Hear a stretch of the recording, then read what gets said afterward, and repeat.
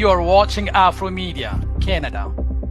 I'm Seede from Ottawa City, the Canadian federal capital. I'm very honored to be in the very special interview with Dr. Gemal Seede, an author, a filmmaker, and professional IT engineer. Dr. Gemal, welcome to the show. We'll start just after a very short break. After your permission, just short break, and then we'll start right away. Okay. Please. Thank you. Ready to be inspired by the amazing stories of best-selling authors and filmmakers? Afromedia offers an engaging media platform so you can begin your journey today. Explore our website now and let yourself be moved by the incredible tales of these incredible creatives. Welcome again, Mr. Dr. Gemal, to the show. How should I call you? Professor, doctor, engineer, filmmaker, producer, what? Writer, author? Call me Gemal. It's good enough. Yeah, a lot of modesty. Thank you so much for that. First question, please. Why did you decide to pursue a career in this very special field, Dr. Gemal? When I was working in the Middle East, I'd go on hiking trips with young Muslims and non-Muslims. And I was quite surprised at the level of misunderstanding about the role of Islam in people's lives and the role of the science. So I felt that I needed to do some things to clarify. So I started with children's books, and I also did a science fiction movie, and now I have a YouTube blog on Islam and science. So it's just my way of sharing the things that I've learned over my life with the younger people. Just a little experience for sharing. That's how you call it. Great. Thank you so much. Your skill set for success in this field was developed how? Okay. I started my first foray into media was about 18 years ago. I commissioned a screenplay for a science fiction movie to be done. And then I found a couple of young people who looked really talented, and so I hired them. And so we created a short. It's a 30-minute science fiction movie. And just by getting involved and doing it, I learned a lot. I attended film festivals and some sessions, and I also took some screenplay writing courses. I took screenplay writing courses for about 4 years. And so in this way, I honed the skills of how to do storytelling. But I started transferring some of that like online media and visual media skills into writing children's stories, because I wanted to write a novel, but I didn't want to jump into a novel and then have it not be successful. So I thought that I would start off with some children's picture books, and then I created the Chug and Thug series of children's books. It's for children 3 to 8 years of age. They are like Dr. Seuss, but they have more of an obvious moral to the story. They're rhyming. They're very beautifully illustrated. And then from that, I wrote a feature-length screenplay, which I'm hoping to produce within the next 2 years. It's a fantasy adventure screenplay. And so, between these two, writing screenplays and writing stories and working on a novel, I decided to do some short, science and Islam documentary style episodes on YouTube. That's great. A lot of work. Let me have a short break with a short presentation of your brilliant work, please. In addition to being an author and filmmaker, Gemal Seede is an information technology professional living in Lasalle, Ontario, Canada. He studied Islamic studies at the American Islamic College in Chicago, and media and film at the University of Windsor.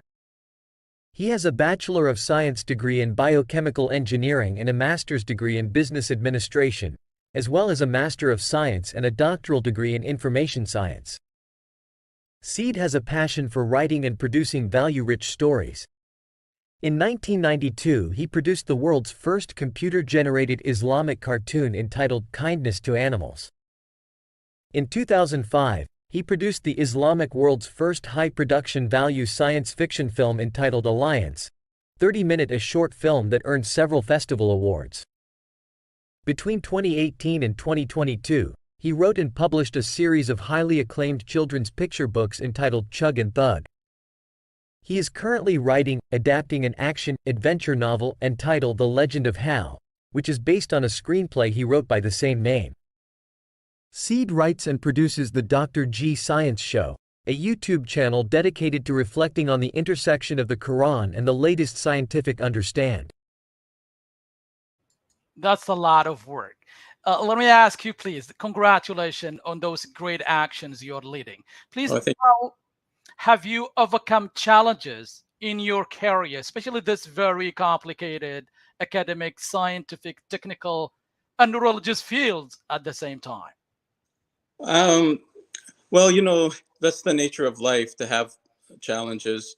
This, that's the whole meaning of jihad. The jihad is the struggle against the obstacles that you face. And so, yes, of course, there's been several. Sometimes, the issue is, do I know what I'm doing, and how the learning curve in getting involved in something, and it seems steep. And of course, we want to have the quality of the work that we do be on par, if not better, than what people are used to and watching on TV or a book from the bookstore.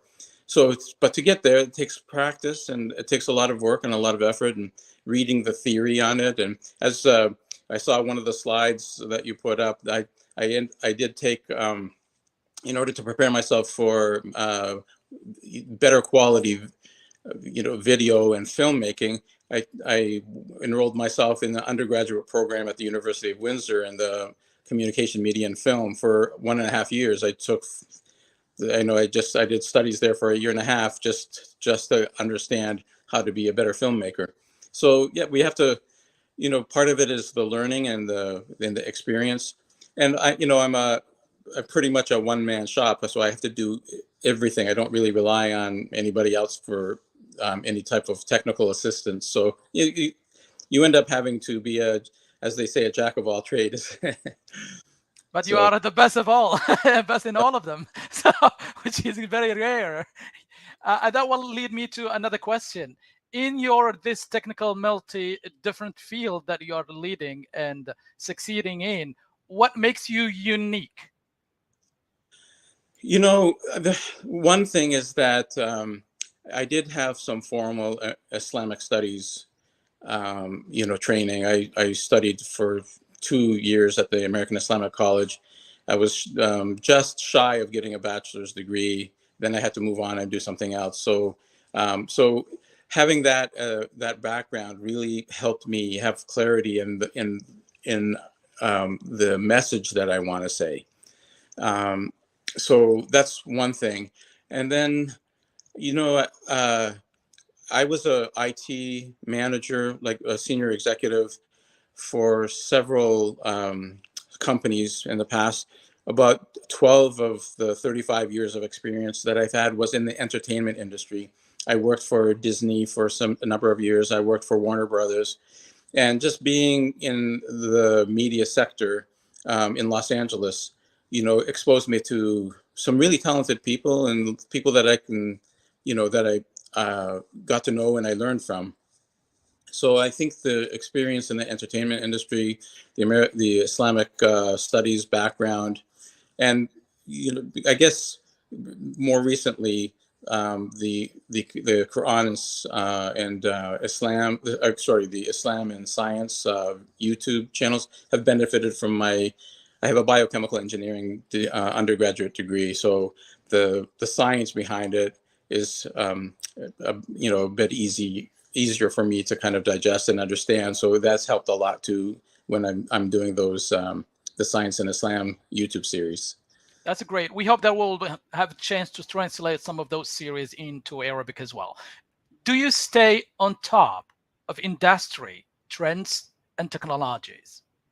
I do try. Like the thing that I'm right now very very intrigued with, and I've done some experiments with, is virtual production. This idea that you can film yourself in front of like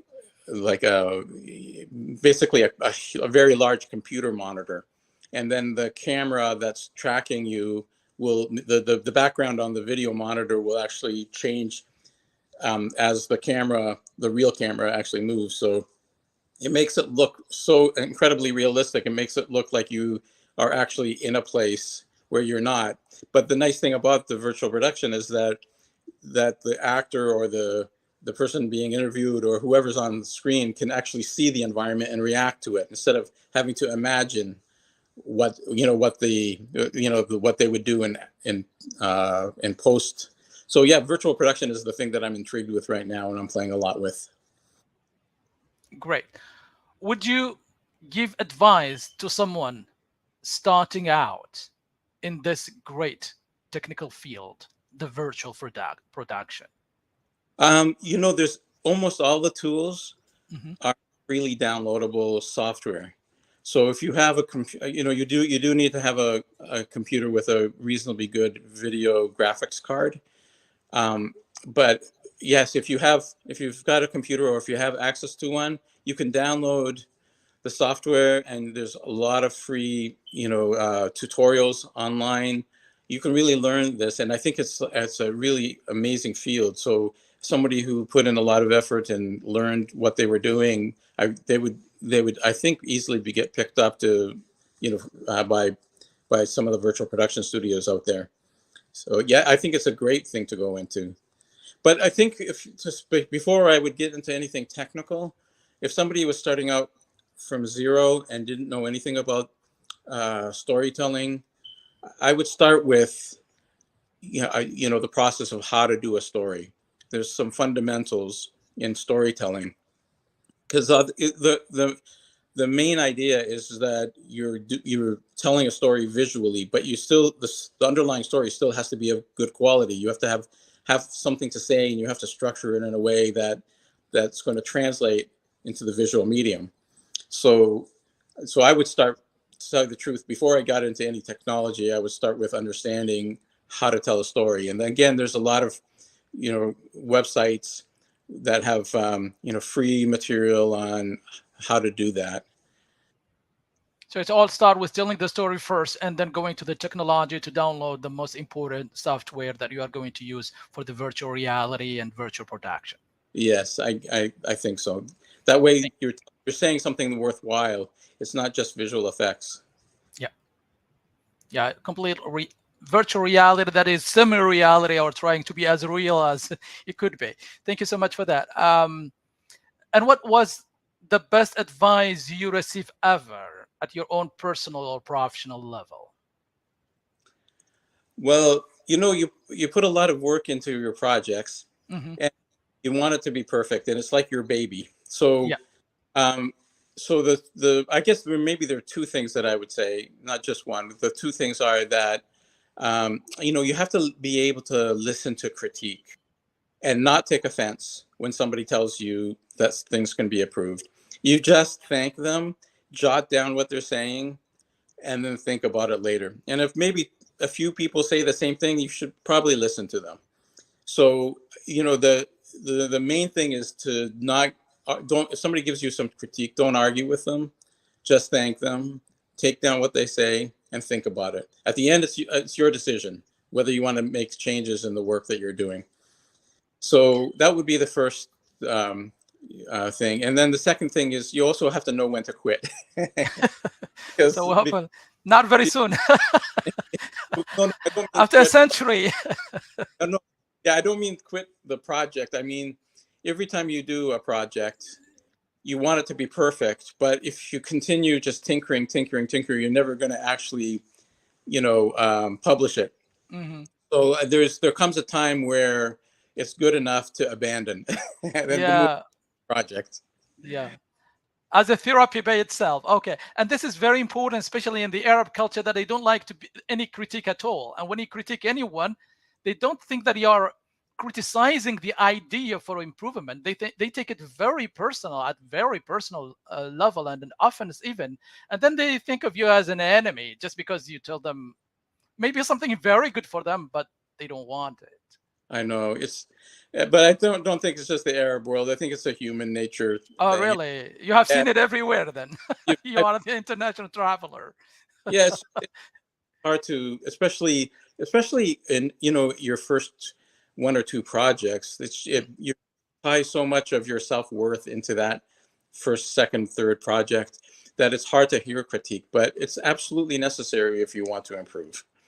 So there's just no way about it. If you don't learn how to take critique, Mhm. and as I said, the thing to do is just thank the person, thank them. That person thought about what you did and wanted to contribute. So just thank them and then move on. You don't have to feel offended or anything like that. Great.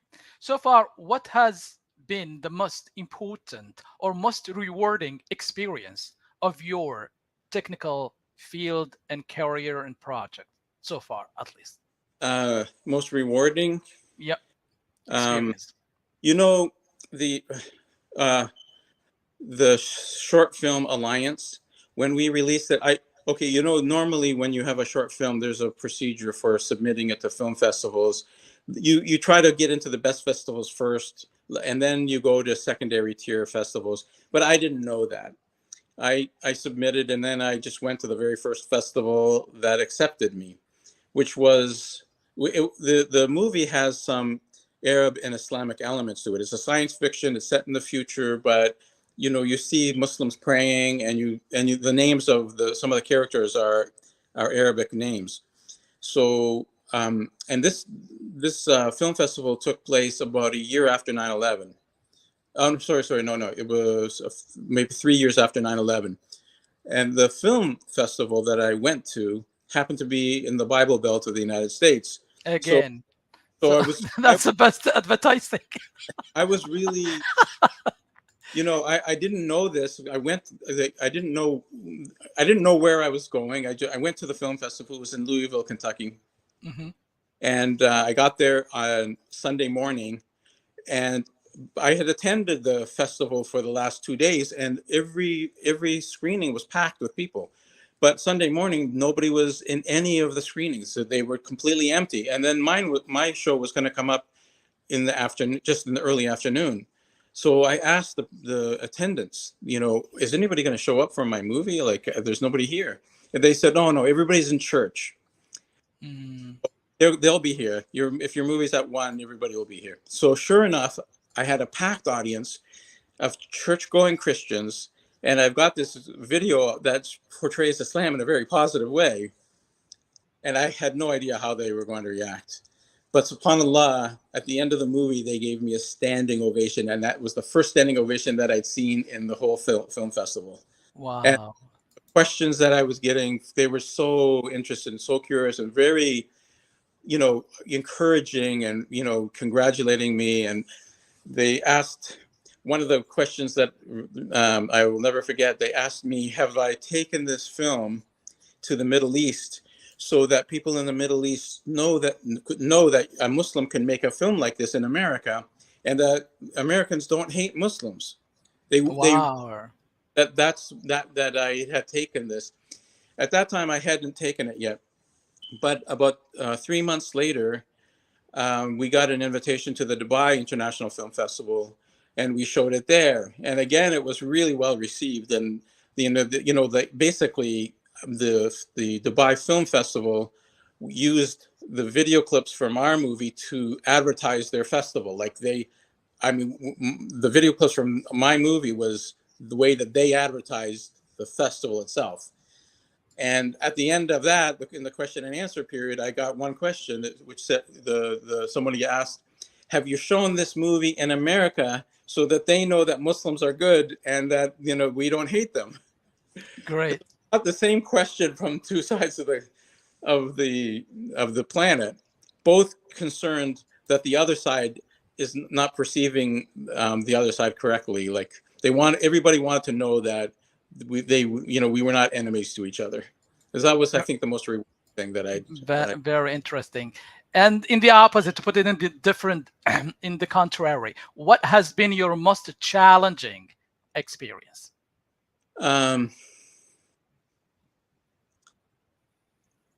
It's just the length of time that it takes to do something well, and without a lot of without a huge studio behind you.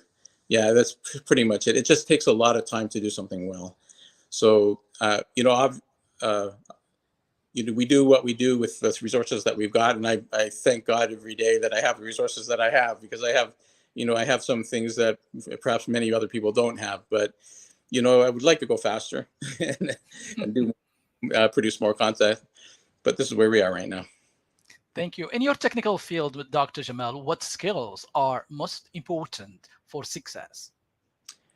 I think a curiosity, like, it's not a skill, I guess, but usually you really have to be curious and you have to be patient, because when you learn something for the first time, it's not going to work correctly. There's going to be a lot of holes in your knowledge, and you have to be willing to keep plugging away at it. And because it takes a few tries before you start developing expertise in any one area. So it's really be curious and be patient. Great. Dr. Gemal, thank you so much for all this great insight and inputs. Can you predict future trends or development in virtual reality and virtual productions, please? I've played around a lot with virtual reality, but I'm still not really quite sure about the future there. It seems to be really fun for gaming and things like that, but as long as you can't really see your environment, there's always going to be these safety issues, like, are you going to trip over the couch or something like that? Or with virtual reality, I think like augmented reality, where you see things on top of the reality, that's probably got more of a future right now. But what I was talking about earlier, virtual production, I think that has the potential to really revolutionize filmmaking in many ways, because you right now the process of filmmaking is very serial. You write something and then you storyboard it, and you cast people and you film it. If you don't like it, you have to go back and refilm it. So it's very linear. But with virtual production, it gives you the ability to see immediately what you're going to get. You don't have to wait until after the post-production people get through to see whether something works or not. You can see it immediately. And so I think the filmmakers are going to have this ability to see what they're filming right away, and they say, no, let's change this now. And so you get a more experimentation. So I think it's going to really open up. It's going to lower costs. Eventually it'll lower costs. Right now the equipment for creating a virtual production studio is somewhat high, but in the end it will lower the length of time that it takes to actually make a movie, particularly with special effects, and the quality will be better. Great. So, let me get back in history to your first production, the world's first computer generated Islamic cartoon entitled Kindness to Animals. What was the message and the theme there that you want to share with the world? Oh, okay. So this was back in 1992. Really the big studios hadn't even actually even thought about using computers for doing any kind of animation. This was a traditional 2D cartoon animation, and I got some software and some equipment for recording, for actually creating a cartoon on the computer and then rendering it to tape, and then obviously the audio and that sort of thing to layer that on top of it. And so the idea that I thought about was, there's a hadith about of the Prophet Muhammad, peace be upon him, in which he related a man, a thirsty man in a desert, and he was about to die, and then he found a well, and he climbed into the well and drank, and then came out, and when he exited the well, he saw a dog dying of thirst. So he went back into the well and he filled his shoe with water, and then brought it up and let the dog drink, and then God forgave him all of his sins.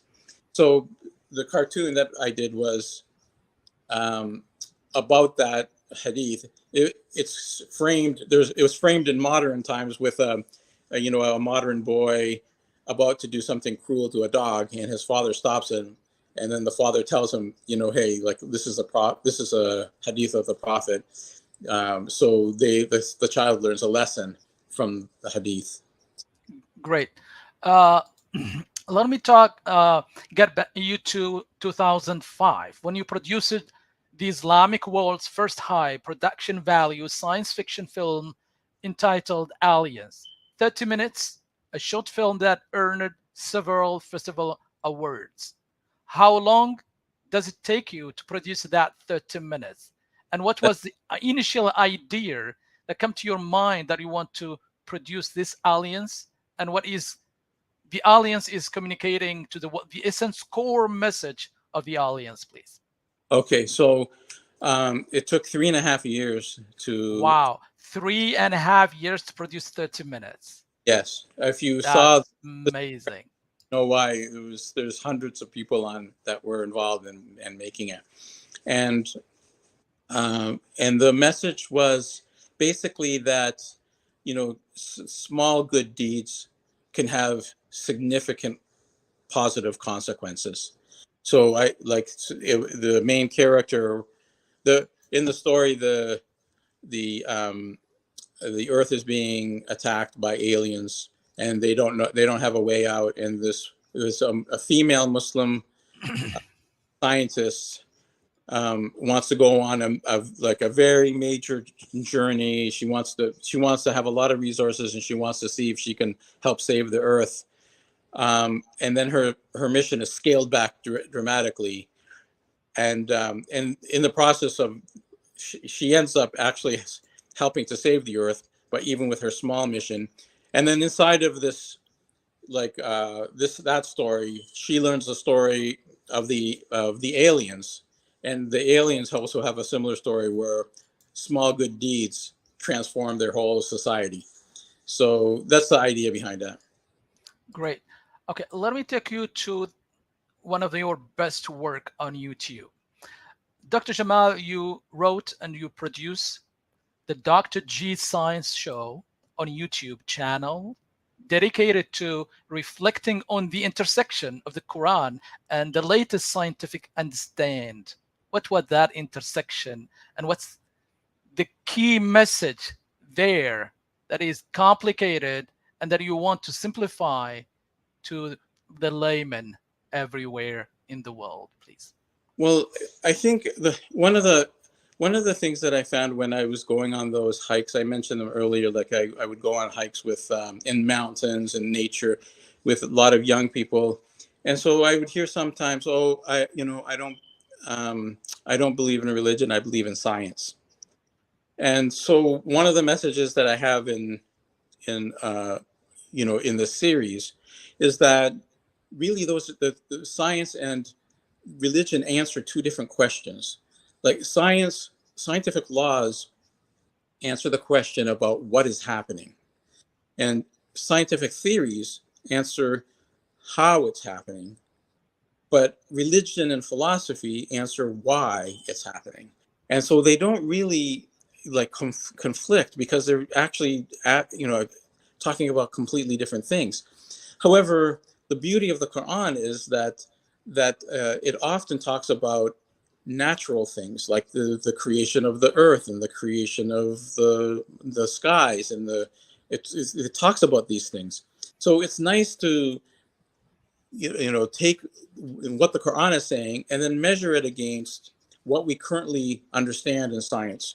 Because if you're a believing Muslim, you know that the verses of the Quran are ayat. Ayat means they're signs of God.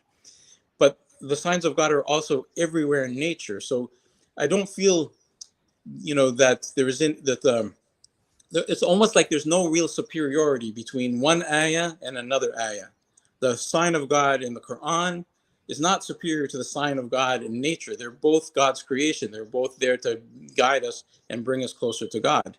So it's very important to reflect on both of them. And the beauty of the Quran is that it's in perfect harmony. It's amazingly perfect harmony with what we understand about science. Particularly the things that we know fairly well. You can never know in science. The one thing that you can say, you can never know for sure whether you've got the final answer, because the final answer always changes a bit. But there's some things that we know fairly certain, and those things are perfectly reflected in the Quran. So, and that's what I'm trying to show. And what are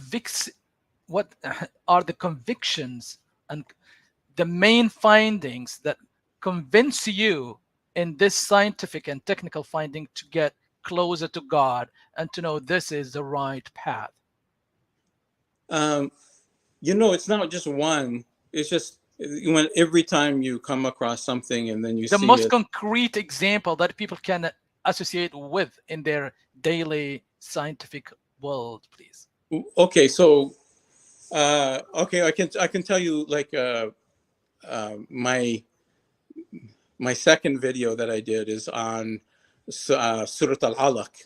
Mm-hmm. And then what I looked at is, why is it that the many translations of the Quran in English, they don't seem to define alaq the same way? There are 5 different explanations for what alaq is. Like, how is it that they're all getting it, have a different explanation? So I looked at traditional tafsir, and they don't even touch the subject. It's basically what they call asbab al-nuzul. It's the circumstances of the revelation before, and then during, and then after the first revelation of the Quran to the Prophet Muhammad, peace be upon him. So they don't touch the meaning of alaq. So I started to do an analysis on it, and what I believe alaq is DNA, because if you look at the meaning of the root word for alaq, like the 3-letter root of the words, they mean like a temporary. It's a temporary joining or intertwining of things. Temporary. It's not permanent. And DNA is like that. The alaq is what the human species was made from. Well, DNA is like that too. And then, if you look at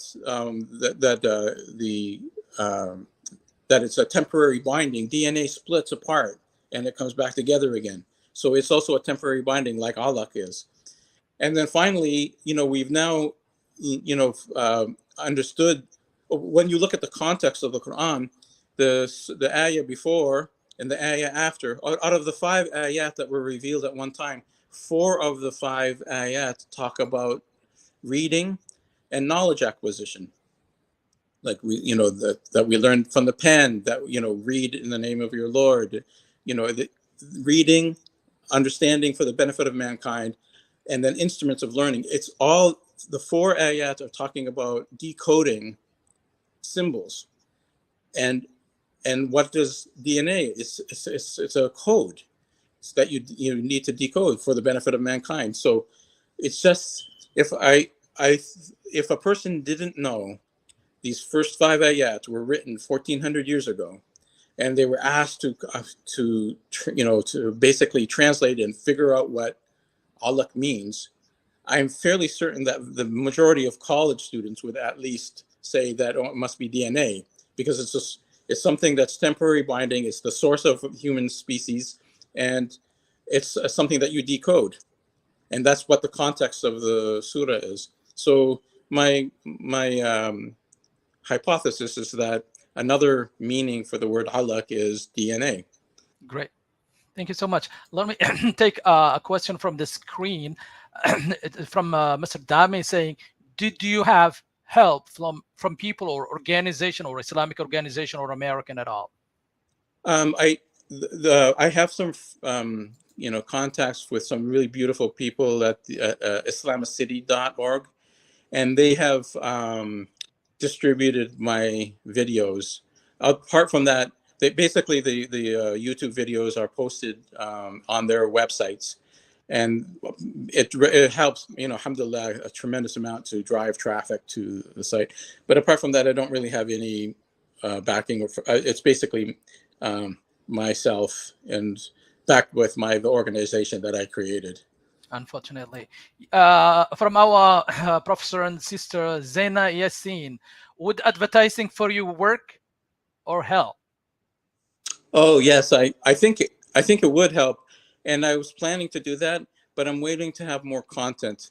It's because it's sort of like advertising for McDonald's. If McDonald's only had French fries, you could advertise, but like the people would come, but they may not really buy anything. So I'm basically trying to get maybe 6 to 8 Islamic videos before I engage in advertising for the channel. Thank you so much. And what is your final word to the youth first, Islamic youth, to be engaged in technology and learn the best way they can? Or your final word to the world, if you want, please. I basically would say, be be consistent, don't give up. That like you'll always face obstacles. Especially, I know the young people have faced a lot of obstacles over the last couple of years because of the pandemic. But really, life is, inshallah, life will be long for them. They just need to be consistent and work hard and overcome obstacles, and take one step at a time. Like climbing a mountain is like that. You can't think of the peak at all times. You have to think of just the step ahead. And if a person's consistent, then they'll accomplish many, many excellent things in their lives. And your next project, please? Well, apart from continuing with the Islamic and science videos, the next project is I'm going to take the screenplay that I wrote, and I'm going to, inshallah, adapt it to a novel and then publish it as a novel. Wow. Great. Thank you so much, our honorable guest, Dr. Gemal. I hope you every success from the screen. They say we hope you success and great opportunity for you and your career and your family. Thank you so much, Dami, for those great encouragement. Thank you so much again, our honorable guest, Dr. Gemal Seede, PhD, author, and a filmmaker. As always, we are very delighted in seeing you more and more in the coming show, because there's a lot of things we can do together, and we hope that we'll be able to translate some of your production into Arabic for our Arabic show as well. Thank you so much, and have a great night. Good night. Thanks to all the followers for their comments, especially our sister, great sister and Professor Zaina Yassin, and for our friend Mr. Dami. Have a great night. Until we meet again, this is Sayed wishing you all the best. Have a great one. Ready to be inspired by the amazing stories of best-selling authors and filmmakers? Afromedia offers an engaging media platform so you can begin